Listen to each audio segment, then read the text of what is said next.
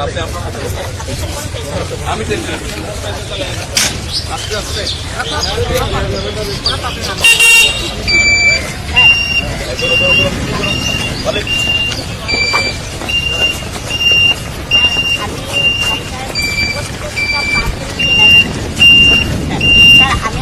আপনি এখন আরো মানুষের জন্য কিভাবে বানাবেন? আমি উৎপাদনে যেতে চাচ্ছি। কিভাবে যাবেন? আমি কেমন আপনি আমাকে লাইসেন্স করতে পারবেন?